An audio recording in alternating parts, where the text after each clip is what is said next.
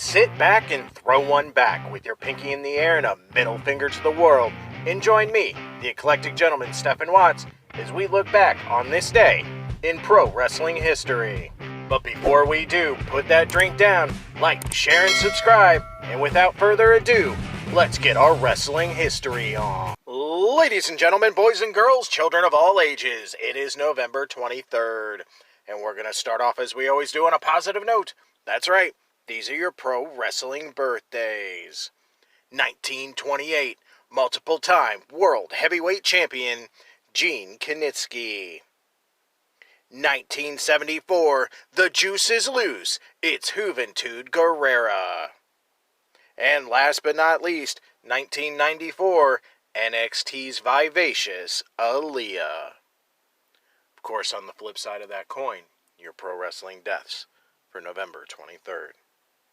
1994, Eddie Guerrero's former tag team partner, Art Barr. Alright, enough of the sad stuff. It's time to get to the meat and potatoes. That's right, these are your pro wrestling history highlights for November 23rd.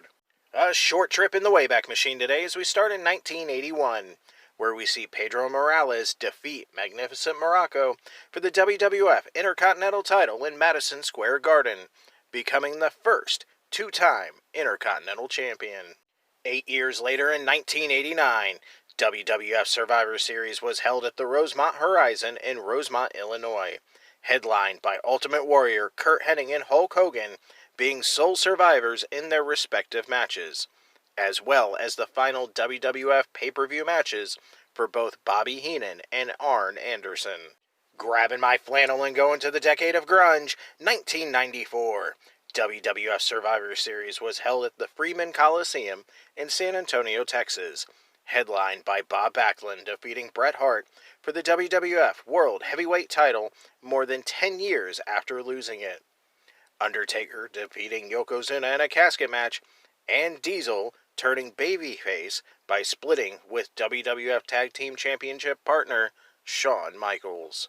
Skipping ahead 2 years to 1996, Steve Dunn and Flash Flanagan defeat the Grimm Twins, aka Ron and Don Harris, for the USWA Tag Team titles in Memphis, Tennessee, ending the fifth and final reign for the Harris brothers.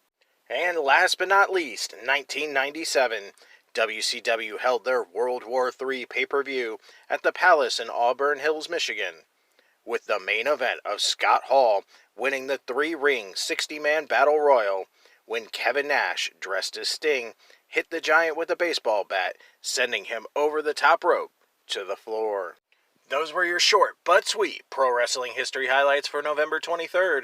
I'm the eclectic gentleman Stephen Watts, and we'll see you tomorrow.